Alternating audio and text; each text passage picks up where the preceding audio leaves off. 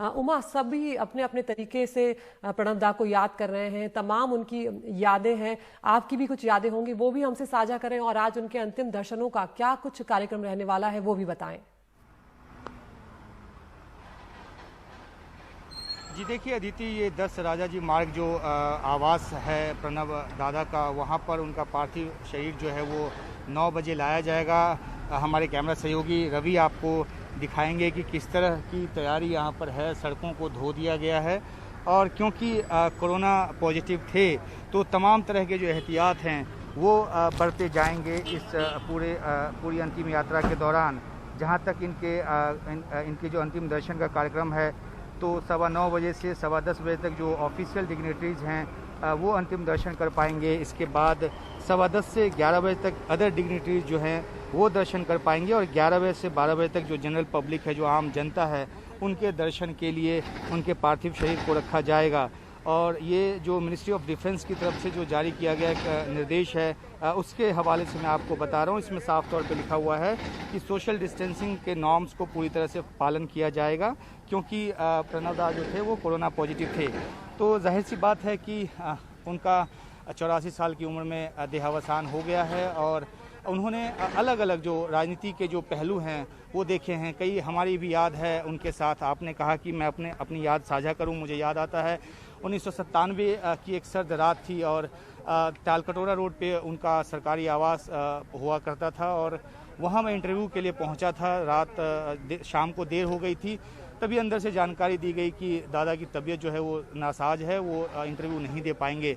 क्योंकि उस समय हमारी पत्रकारिता की शुरुआती दिन थे। मैंने इंसिस्ट किया। उसके थोड़ी देर के बाद ही प्रणब दा जो है वो पूरी तरह शॉल ओढ़ के, और बिल्कुल उनका चेहरा दिख रहा था, शॉल ओढ़ के आकर कैमरे के सामने बैठ गए और उन्होंने कहा कि पूछो जो पूछना है।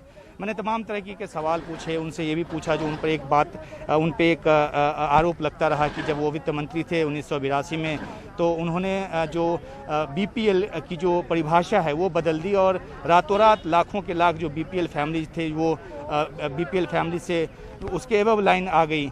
तो इन सब सवालों का उन्होंने जवाब दिया, बहुत ही शांति से जवाब दिया। उसके अलावा याद आता है अदिति, जब वो विदेश मंत्री थे और मुंबई अटैक हुआ था तो हम लोग साउथ ब्लॉक के पास लगातार हमेशा खड़े होते थे। वो आते जाते अपने चिरपरिचित अंदाज में ऐसे हाथ जोड़ते हुए चले जाते थे, कुछ बात नहीं करते थे, कोई बयान नहीं देते थे। एक दो बार ऐसा भी हुआ कि एक दो लोगों से उन्होंने ऐसे ही बात कर ली आते जाते कि आप लोग यहाँ पर क्यों इतनी देर से परेशान होते हो। उसके बाद वहाँ पे हमारे बैठने की एक जो व्यवस्था है वो की गई।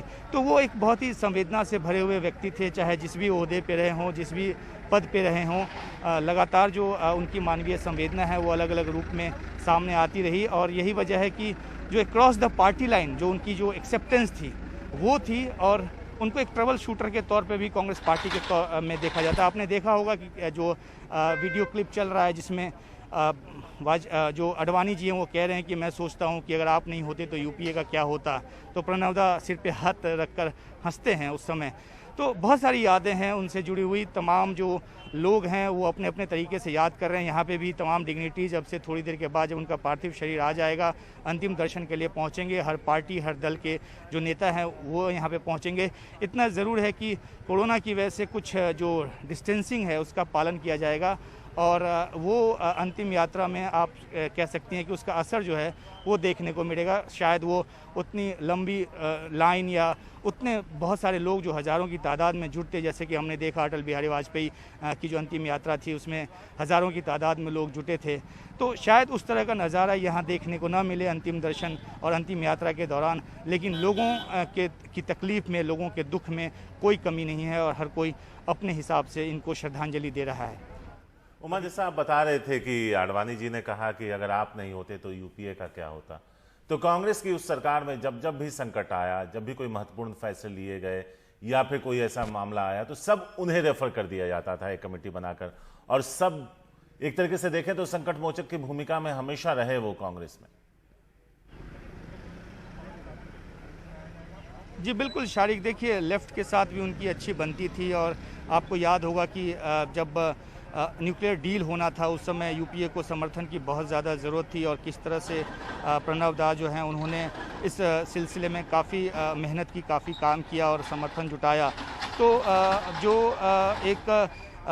जो रणनीतिकार के तौर पे और क्योंकि वो बहुत ही वरिष्ठ थे और उनकी बातों को कोई टाल नहीं पाता था और उनके पास हर तरह से समझाने की, उनके पास भाषाई शक्ति थी, उनके पास अलग अलग तरीके से लोगों को समझाने की और साथ लेने की जो एक प्रवृत्ति थी वो थी।